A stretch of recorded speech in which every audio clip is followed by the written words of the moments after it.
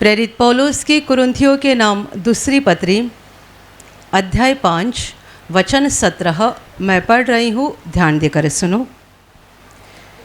इसलिए यदि कोई मसीह में है तो वह नई सृष्टि है, पुरानी बातें बीत गई है, देखो सब बातें नई हो गई है।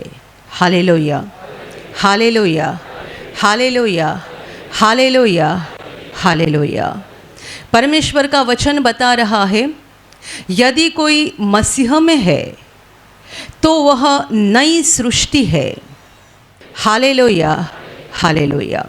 पुरानी बातें बीत गई है, देखो सब नई हो गई है। Hallelujah, hallelujah. यदि कोई मसीह में है तो वह नई सृष्टि है, अर्थात नई उत्पत्ति है, नई निर्मिति है। जो मसीह में है, जो यीशु में है, वह हर मनुष्य परमेश्वर की नज़र में एक नया मनुष्य बन गया है। पुरानी बातें यानी उसके पहले के जीवन की सारी बातें बीत गई है। परमेश्वर ने उसके अज्ञान के समय के सारे पापों को माफ़ कर दिया है। पुरानी जिंदगी के सारे गंदगी को परमेश्वर ने निकाल दिया है। पुरानी बातें बीत गई है, देखो वे सब नई हो गई है। परमेश्वर ने उसको नया बनाया है। Hallelujah, hallelujah, hallelujah. यह वचन हमारे शरीर के बारे में नहीं परंतु आत्मा के बारे में बता रहा है। जितने सारे लोग प्रभु यीशु पर विश्वास करके पापों की क्षमा पाते हैं, उनका आत्मा नया बन जाता है। और इसी का जिक्र प्रभु यीशु ने भी किया था। यीशु ने कहा था कि नया जन्म जब तक कोई मनुष्य नहीं पाता तब तक वो स्वर्ग के राज्य में प्रवेश नहीं करता। नया जन्म, नया जन्म का मतलब क्या है? दोबारा हम माँ के गर्भ में जाकर फिर से जन्म नहीं ले सकते हैं, वो तो शरीर का जन्म है। पर प्रभु यीशु ने जो नया जन्म बोला है वो शरीर का नहीं परंतु आत्मा का।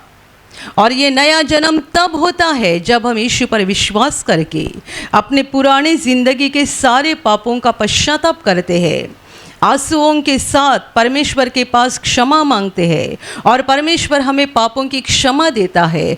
तब परमेश्वर की नज़र में हमारी आत्मा एक नई आत्मा बन जाती है। और इसीलिए वचन कहता है कि जो कोई मसीह में है वह एक नई सृष्टि है। Hallelujah, hallelujah, hallelujah, hallelujah. जितने सारे लोगों ने यीशु पर विश्वास करके उसे अपने हृदय में ग्रहण किया है और पापों की क्षमा पाई है, उनको इस बात का हमेशा ध्यान रहना चाहिए कि अभी हम पुराने व्यक्ति नहीं है, हम नई व्यक्ति है। हमारा शरीर वही रह गया है, मतलब हमारी आंखें नहीं बदली, कान नहीं बदले, नाक नहीं बदला, बाल नहीं बदले, हाथ पैर नहीं बदले, शरीर हमारा वही रह गया है। आत्मा बदल चुकी है, आत्मा नई बन गई है। आत्मा पहले अंधकार से भरी हुई थी, अभी प्रकाश से, रोशनी से भर गई है। पहले पापों से भर गई थी, अभी यीशु के लहू के द्वारा वो सारे पाप धोए गए हैं और अभी हमारी आत्मा धर्मी बन चुकी है। Hallelujah, hallelujah, hallelujah, hallelujah. मेरे प्यारे भाई और बहनों, प्रभु यीशु में जब हम विश्वास करके ये विश्वास का नया जीवन शुरू करते हैं तब हमारी आत्मा नई बन जाती है। शरीर पुराना ही रहता है। एक फ़र्क ज़रूर होता है, जो मनुष्य यीशु पर विश्वास करके एक नई जिंदगी जीना शुरू करता है वो पहले जैसा ही दिखाई देता है, पर उसकी आँखों में एक अलग कृपा, एक अलग अनुग्रह नजर आता है। वजह यह है कि यीशु ने बताया था कि हमारी आँख शरीर का दिया है, तो हमारे अंदर जो है वो हमारी आँखों के द्वारा प्रकट होता है। जब हम बहुत गुस्सा करते हैं, यानी गुस्से वाले स्वभाव के व्यक्ति थे, आँखों से समझ में आता था कि हमारे अंदर बड़ा गुस्सा भरा है। जब हमारे अंदर कोई वासना भरी रहती है, आँखों से वो भी नज़र आता है कि इसके अंदर वासना भरी है। और जब हम नई सृष्टि बन जाते हैं, वो भी आँखों से नज़र आता है कि यह बदल गया ऐसा व्यक्ति है जिसके ऊपर परमेश्वर का अनुग्रह हो गया है। Hallelujah, hallelujah, hallelujah, hallelujah. परमेश्वर ने हमें बदल दिया है, हमारी आत्मा को नया बना दिया है, हम नई सृष्टि बन गए हैं। वो क्या चाहता है? वो चाहता है कि हम दिन ही दिन नए बनते जाए, पुराने मनुष्यत्व को, पुराने इंसान को हमारे अंदर से पूरी तरह से ख़त्म कर दे और हम नए बनते जाकर परमेश्वर के प्रतिरूप के समान बन जाए। हम उत्पत्ति के किताब में पढ़ते हैं कि परमेश्वर ने आदि मानव को बनाया था परमेश्वर के प्रतिरूप के अनुसार। आप मुझे बताइए, क्या आज लोग परमेश्वर के प्रतिरूप के अनुसार है? क्या आज मनुष्य परमेश्वर का प्रतिरूप है? परमेश्वर कैसा है और मनुष्य कैसा है? जब बाइबल हमें सिखाती है कि मनुष्य परमेश्वर का प्रतिरूप है, तो इसका मतलब ये मत समझेगा कि जैसा परमेश्वर को हाथ है हमें हाथ है, परमेश्वर को पैर है हमें पैर है। वास्तविकता में परमेश्वर का देह ही नहीं है, क्योंकि बाइबल कहती है परमेश्वर आत्मा है। वो आत्मा है तो उसके पास देह नहीं है। वो एक सामर्थ्यशाली व्यक्ति है, पर वो देह विरहित व्यक्ति है, क्योंकि परमेश्वर आत्मा है। तो जब बाइबल कहती है कि परमेश्वर ने इंसान को उसके प्रतिरूप के अनुसार बनाया, इसका मतलब क्या? जैसा परमेश्वर है वैसा मनुष्य को बनाया। परमेश्वर के विचार, परमेश्वर की सोच, परमेश्वर की भावनाएं मनुष्य के साथ उसके अंदर रहने लगी।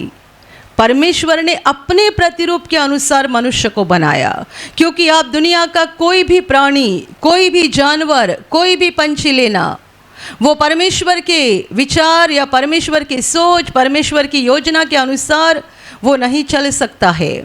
उसके अंदर वो भावनाएं नहीं होती है जो परमेश्वर के अंदर है। पर इन सारी बातों को, यानी परमेश्वर का जो हृदय है, वो परमेश्वर ने मनुष्यों के अंदर डाल दिया है। और इसीलिए कहा गया है कि मनुष्य को परमेश्वर ने अपने प्रतिरूप के अनुसार बनाया। पर जैसा समय बीतते गया, मनुष्य ने पाप कर दिया, परमेश्वर की आज्ञा को तोड़ दिया, और तब से वो शैतान का गुलाम बन गया। पाप बढ़ते गया, मनुष्य के अंदर बुरी भावनाएं आ गई, मनुष्य बुरा बनते गया, टेढ़ा बनते गया। बाइबल कहती है कि परमेश्वर ने मनुष्य को सीधा बनाया, लेकिन वो बहुत सारी बातों के पीछे पड़ गया। परमेश्वर ने मनुष्य को सीधा बनाया, लेकिन मनुष्य बहुत सारी बातों के पीछे पड़ गया, और जो परमेश्वर का प्रतिरूप था वो धीरे धीरे शैतान का प्रतिरूप बन गया। शैतान का प्रतिरूप। आज दुनिया के लोग परमेश्वर का प्रतिरूप नहीं है, और ना ही हम अपने पुरानी जिंदगी में परमेश्वर के प्रतिरूप थे। Hallelujah, hallelujah, hallelujah, hallelujah. क्या एक शराबी जो शराब पीकर घर पे आके अपने औरत और बच्चों को मारता है, ये परमेश्वर का प्रतिरूप है? क्या वो परमेश्वर का प्रतिरूप हो सकता है?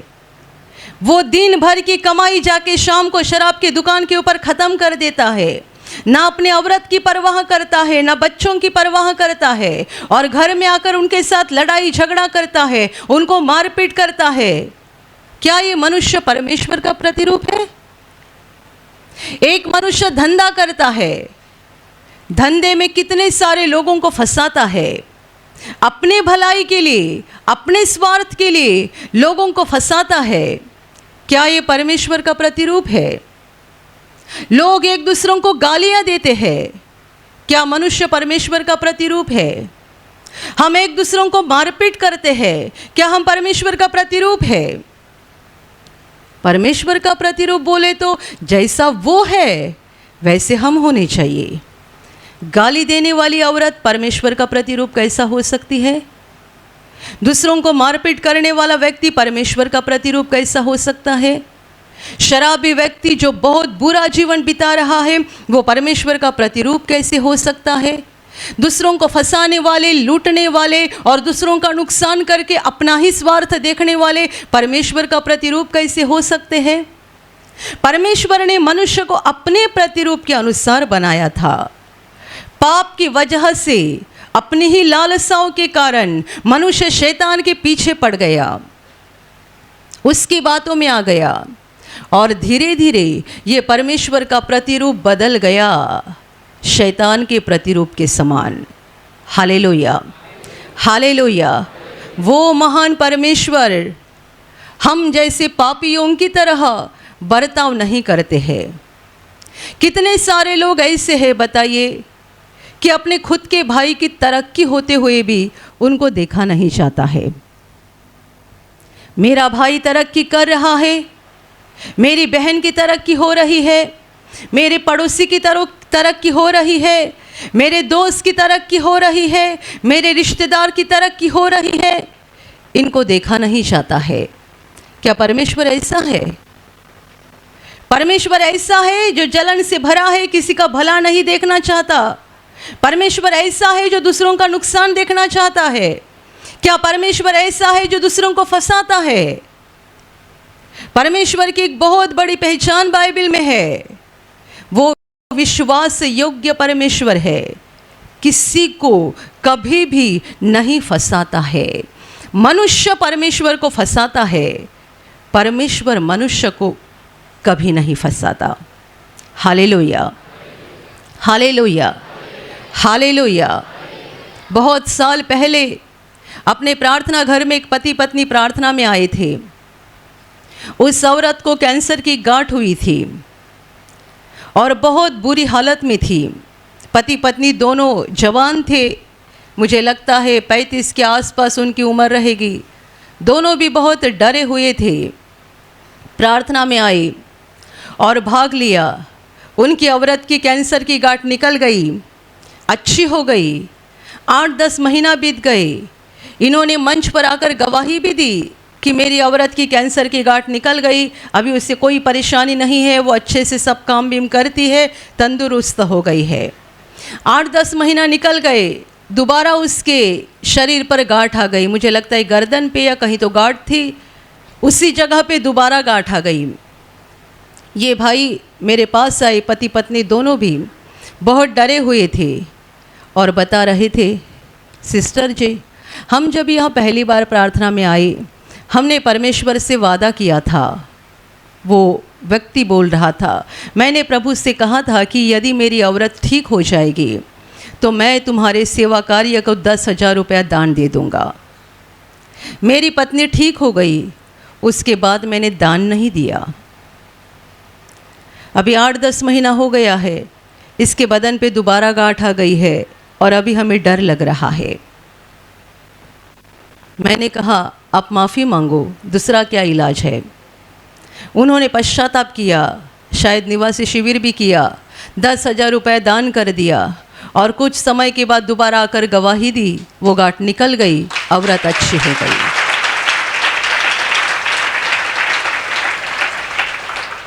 Hallelujah, hallelujah. परमेश्वर क्या उसके 10,000 रुपये का भूखा था? पुराने नियम में परमेश्वर कहता है, तुम मुझे क्या खिलाओगे? बैल का मांस, जानवर का मांस? क्या ये मैं खाने वाला हूँ? क्या मैं तुम्हारी तरह हूँ? परमेश्वर क्या चाहता है? जैसा वो है वैसे हम बन जाए। वो किसी को फंसाता नहीं है, किसी को फंसाता नहीं है। आपने नहीं बोला होता कि मैं 10,000 रुपये दान देता तो भी चल जाता। परमेश्वर क्या आपके 10,000 रुपये का भूखा नहीं था? पर आपने उसे फंसाया क्यों? क्योंकि वो विश्वास योग्य परमेश्वर है और बाइबल कहती है वो भस्म करने वाला अग्नि है। आप जब भी परमेश्वर के सामने आते हैं, एक प्रेम से भरे हुए परमेश्वर को देखते हैं, पर उसकी दूसरी बात भी ध्यान में रखना कि वो भस्म करने वाला अग्नि भी है। वो बुरी बातों को भस्म कर देता है, वो उसे पसंद नहीं करता है। हालेलुया, हालेलुया, हालेलुया, हम परमेश्वर के प्रतिरूप के अनुसार है, ऐसा बोलकर हम दूसरों को गालियां भी देते हैं, झूठ भी बोलते हैं, फंसाते भी हैं, लूटते भी हैं, बेईमानी से बर्ताव करते हैं, बहुत सारे गलत काम करते हैं और ऊपर से कहेंगे मैं परमेश्वर का प्रतिरूप हूं। आप परमेश्वर को नहीं, अपने आप को धोखा दे रहे हैं। परमेश्वर का प्रतिरूप वही मनुष्य है जिसे परमेश्वर का दिल प्राप्त हो गया है, जिसके अंदर परमेश्वर की तरह प्रेम, दया, ममता ये स्वभाव उतर गया है। ये मनुष्य परमेश्वर का प्रतिरूप है। Hallelujah, hallelujah. हमने प्रभु यीशु पर विश्वास किया, उसके बाद हमारी आत्मा में परमेश्वर बदलाव करना शुरू करता है। जितने सारे लोग परमेश्वर का सहयोग करते हैं उन्हें परमेश्वर बदलते जाता है, और जो सारे लोग परमेश्वर का सहयोग नहीं करते हैं परंतु परमेश्वर उनको बदलना चाहता है और ये बार बार इनकार करते रहते हैं, इनकार करते रहते, इनकार करते रहते, आखिर परमेश्वर कहता है ठीक है, अपनी मर्जी के अनुसार चलो। मैं चाहता था और मेरी इच्छा थी कि तुम मेरे प्रतिरूप के समान बन जाओ। जैसे मैंने आदि मानव को बनाया था मेरे प्रतिरूप के अनुसार, पाप होने से पहले वो जैसा था वैसा मैं तुम्हें बनाना चाहता हूँ। जैसा उसका दिल है, पवित्र, प्रेम, दया, ममता, करुणा और सारे अच्छे और भले गुणों से भरा हुआ है, वैसा हमारा दिल होना चाहिए।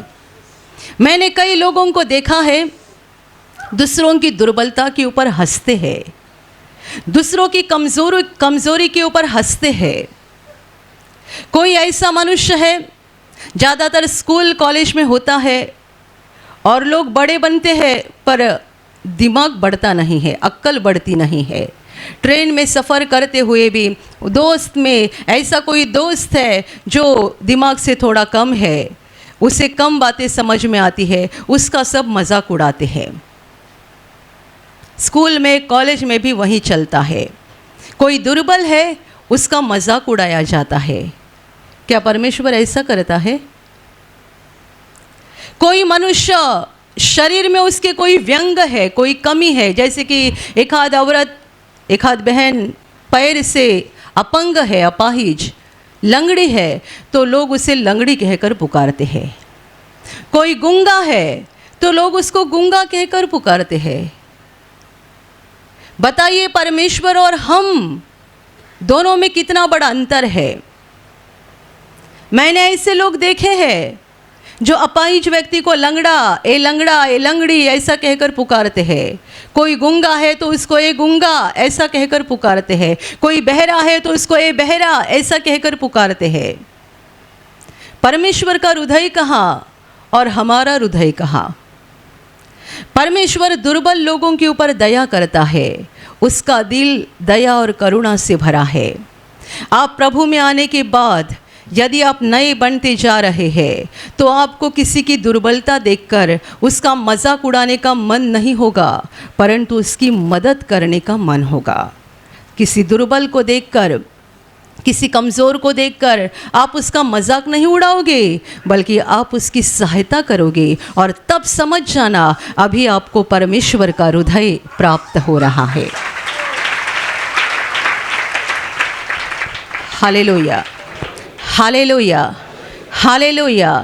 पहले आप दूसरों की दुर्बलता के लिए मजाक उड़ाने वाले लोग थे, हंसते थे, मजाक उड़ाते थे। अभी आपको वो करना पसंद नहीं है। आप दूसरों की दुर्बलता देखकर आपको तरस आता है, आप उनकी सहायता करते हैं, मदद करते हैं, और यदि कोई लोग उनका मजाक उड़ा रहे हैं आप उनको भी डांटते हैं, तो इसका मतलब ये है कि आपको परमेश्वर का हृदय प्राप्त हो रहा है और आप नए बनते जा रहे हैं। Hallelujah, hallelujah. हमारे पुराने जीवन में हमें किसी के ऊपर कोई तरस नहीं आता था, कोई तरस नहीं आता था। हम रास्ते पे जाते समय कोई भिखारी भीख मांगने आएगा तो हम उल्टा जवाब देते थे, जाओ काम करके खाओ, या कहते थे क्यों पैसा चाहिए, शराब पीने के लिए। आप भिखारी को 1 रुपया भी नहीं देते थे, ऊपर से उसका मजाक उड़ाते थे और उसको उल्टी सीधी बातें सिखाते थे। पहले के जीवन में। यदि आज आप भिखारी को देखकर आपको तरस आता है, आप उसको कुछ पैसा देते हैं या कुछ खाने की चीज़ देते हैं या कपड़ा देते हैं, तो इसका मतलब यह है आपका हृदय बदलते जा रहा है और आपको परमेश्वर का हृदय प्राप्त हो रहा है। Hallelujah, hallelujah, hallelujah. प्रभु यीशु मसीह में आने के बाद हमारे अंदर आत्मा में ये बदलाव होते जाना ज़रूरी बात है। लोग बाहरी बातों की अपेक्षा करते हैं। मुझे 4 व्हीलर गाड़ी मिलनी चाहिए, मुझे बड़ा मकान मिलना चाहिए, मेरे पास इतना सोना होना चाहिए, मेरे पास इतनी ज़मीन होनी चाहिए। ये जो सारी बातें हैं ना, भौतिक बातें, सांसारिक बातें, जितनी आपकी ज़रूरत की है परमेश्वर आपको देगा। जितनी आपकी ज़रूरत की है उतनी परमेश्वर आपको देगा। अभी इसी सप्ताह में मुझे लगता है परसों एक बहन ने गवाही दी।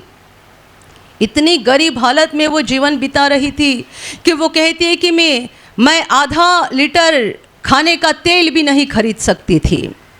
दुकान पे जाती थी अनाज लाने के लिए, तब सोचना पड़ता था आधा लीटर तेल कहाँ से खरीदूँ, पैसा कहाँ से लाऊँ, ऐसा सोचना पड़ता था।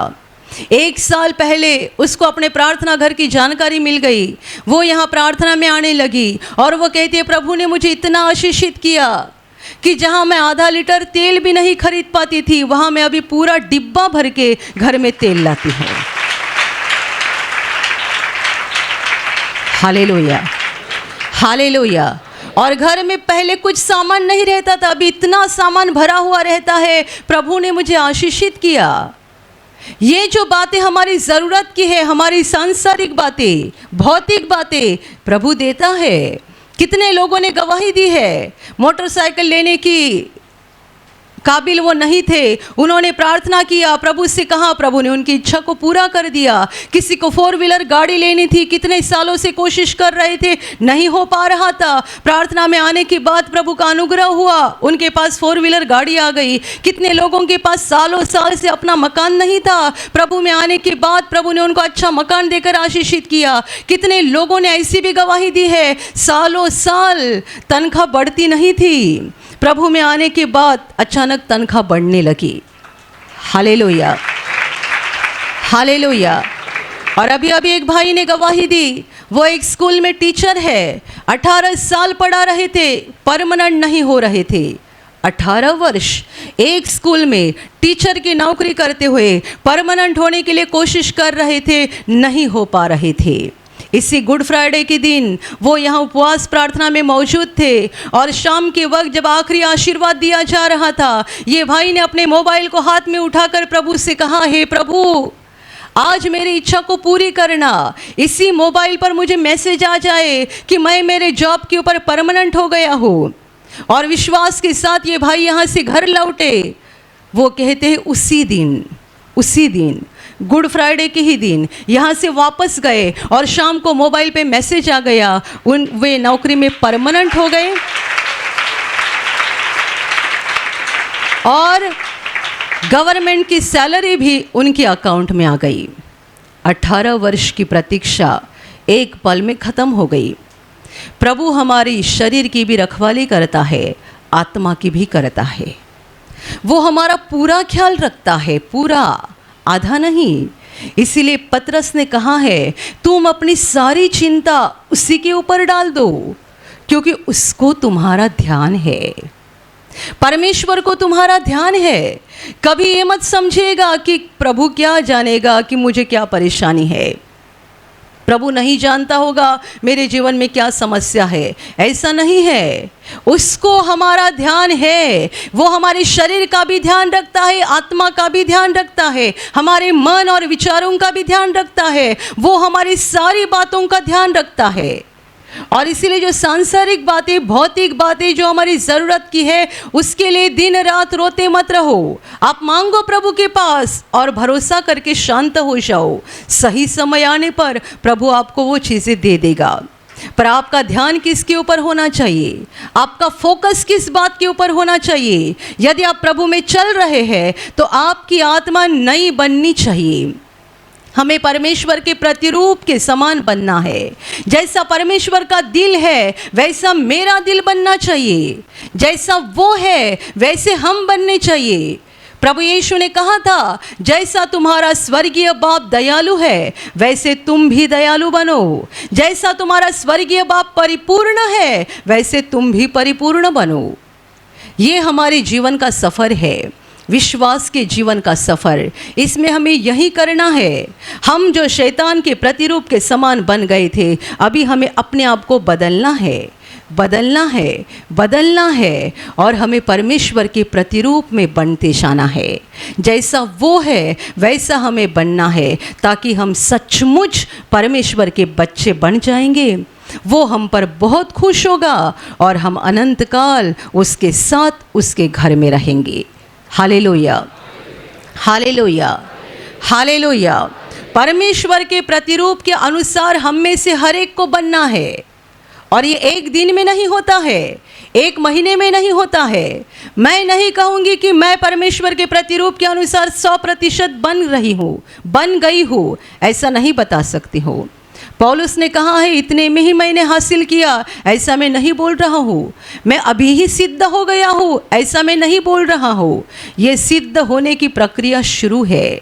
मरते दम तक हमें अपने आप में बदलाव करना है, बदलाव करना है। जितना सारा स्वभाव हमारे अंदर ऐसा है जो परमेश्वर के द्वारा नहीं है, परमेश्वर की ओर से नहीं है, जो हमारा स्वभाव परमेश्वर के साथ मेल नहीं करता है, उस स्वभाव को निकाल देना है।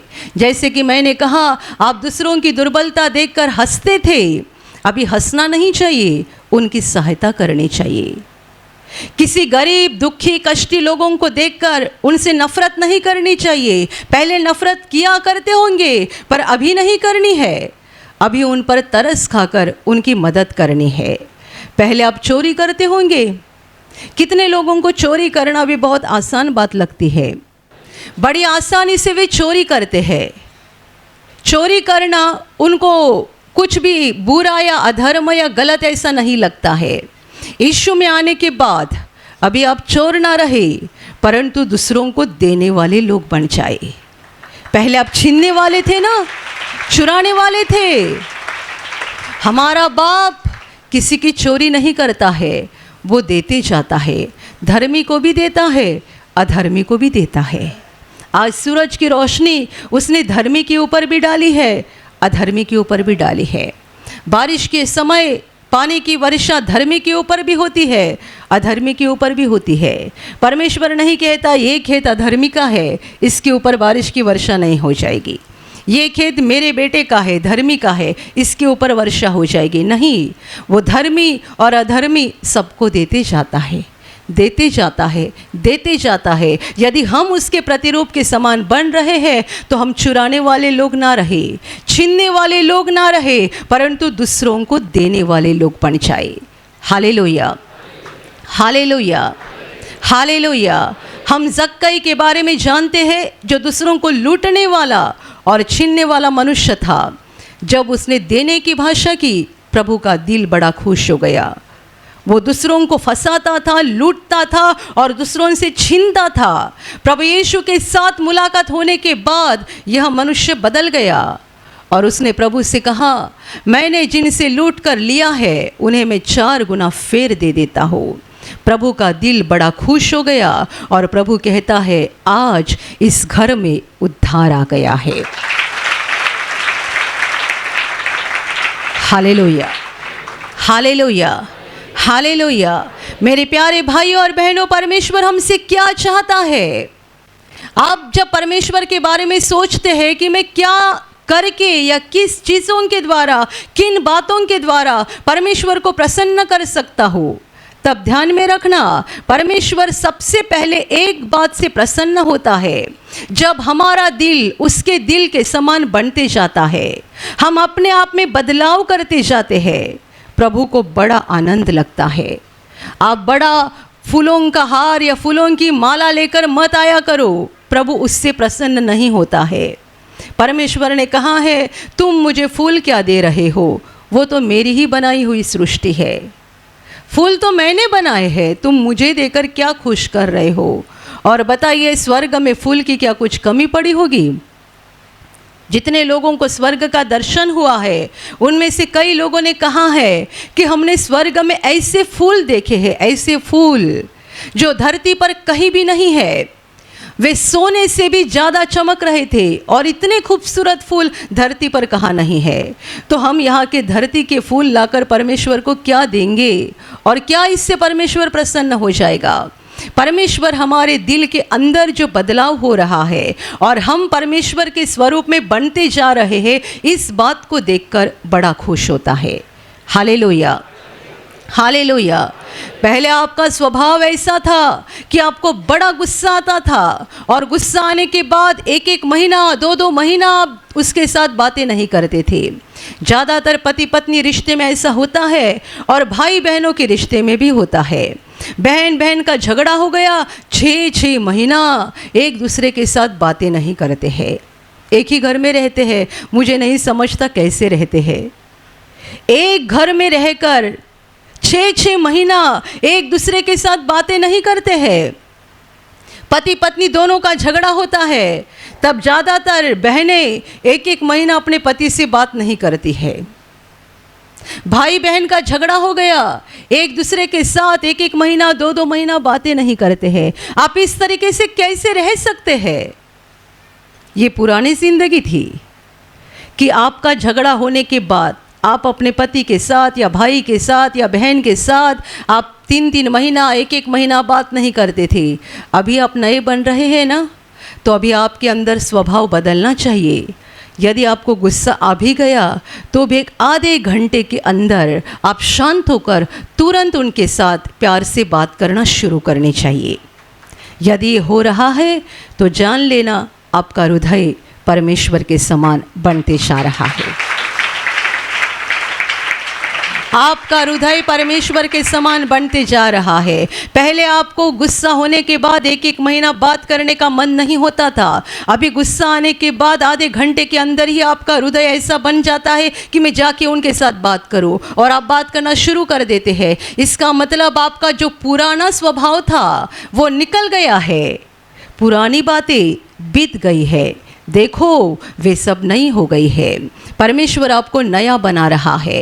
आपका गंदा दिल, बुरा दिल प्रभु बदल रहा है और वो आपको नया बना रहा है। नया बना रहा है मतलब आप परमेश्वर के प्रतिरूप के अनुसार बनते जा रहे हैं। Hallelujah, hallelujah. जैसा उसका दिल है वैसा हमारा दिल बन जाए। उसके दिल में जैसा प्रेम है, दया है, पवित्रता है, वैसे हमारे अंदर आ जाए। हम परमेश्वर के प्रतिरूप बन जाए। यही नई सृष्टि है। मेरे प्यारे भाइयों और बहनों, ये जान लेना कि हमें नया बनना बहुत ज़रूरी बात है। पहले आप गालियाँ देते होंगे, ज़रा ज़रा कुछ होता है आपको गालियाँ देने की आदत होगी। यदि अभी आपके अंदर से यानी आपके मुंह से गालियाँ निकल गई है, इसका मतलब आपका आत्मा नया बनते जा रहा है। आप में से ऐसे जितने सारे लोग हैं, अभी भी आप पुराने जीवन की एक भयानक आदत को नहीं छोड़ सकते हैं। आपको ज़रूरी है कि आप हर दिन परमेश्वर के सामने आओ और घुटना टेककर आंसुओं के साथ पश्चाताप करके प्रार्थना करो कि प्रभु आपको इस गलत आदत से छुटकारा दे।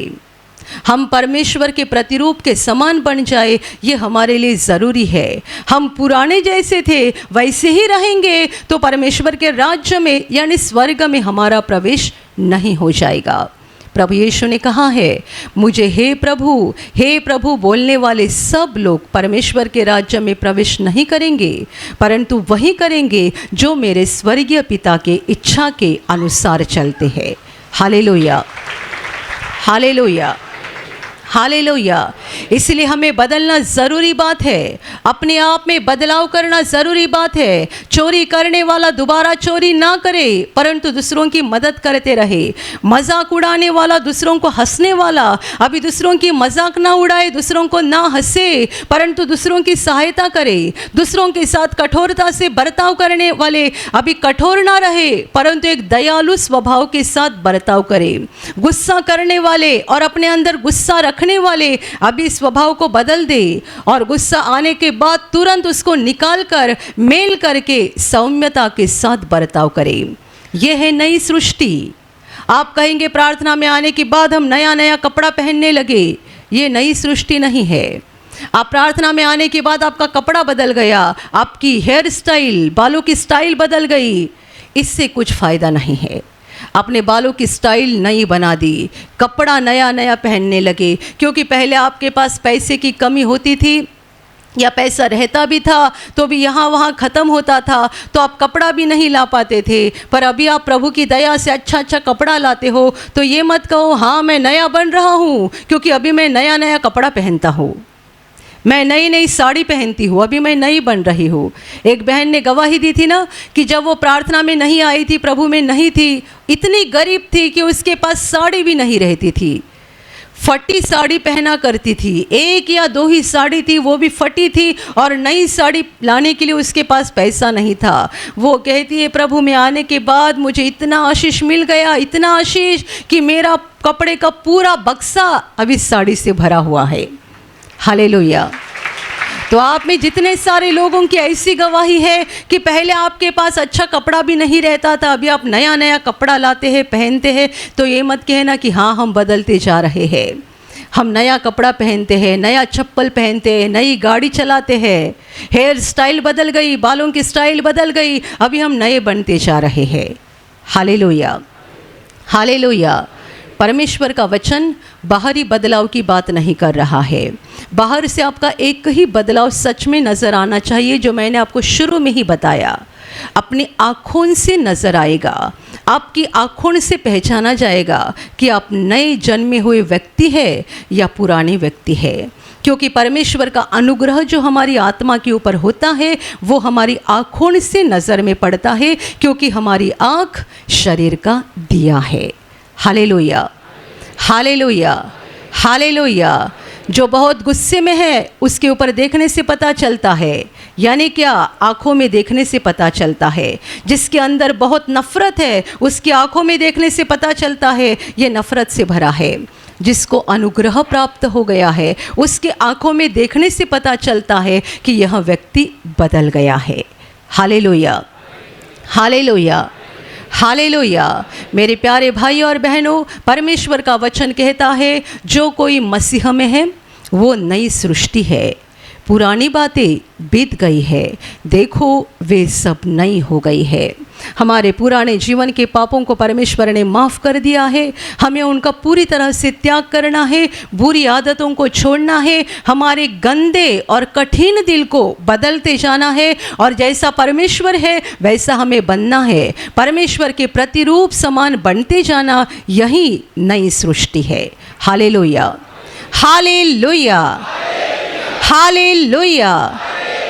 और अभी प्रार्थना करने का समय है। आप विश्वास करो कि एक पल में प्रभु यीशु आपको छूकर चंगाई देगा, एक पल में वो आपके जीवन का दुख निकाल देगा और आपके आंसुओं को खुशी में बदल देगा, क्योंकि उसके लिए असंभव कुछ नहीं है, अनहोनी बात एक भी नहीं है। प्रभु यीशु आज भी जिंदा है। 2000 वर्ष पहले वो शरीर रूप में धरती पर था, आज शरीर रूप में नहीं बल्कि आत्मा के रूप में है, और दुनिया के कोने कोने में जहाँ जहाँ लोग विश्वास के साथ उसको पुकारते हैं, उसके पास प्रार्थना करते हैं, उन सबों की पुकार को प्रभु सुनता है, उन्हें चंगा करता है, उनके आंसुओं को पोंछ देता है और उनके जीवन को खुशी से भर देता है। आप भी इसी विश्वास के साथ आपके बीमार भाग पर हाथ रखो, और यदि वहाँ हाथ नहीं रख सकते हैं तो अपने सीने पर हाथ रखो। प्रभु यीशु के नाम से इसी क्षण आपके शरीर की सारी बीमारियां निकल जाए। यीशु के नाम से आपके जीवन का सारा दुख निकल जाए। शैतान का हर एक काम आपके जीवन से और आपके परिवार से पूरी तरह से नष्ट हो जाए। यीशु के नाम से, प्रभु यीशु के नाम से शैतान का सारा काम आपके जीवन से नष्ट हो जाए।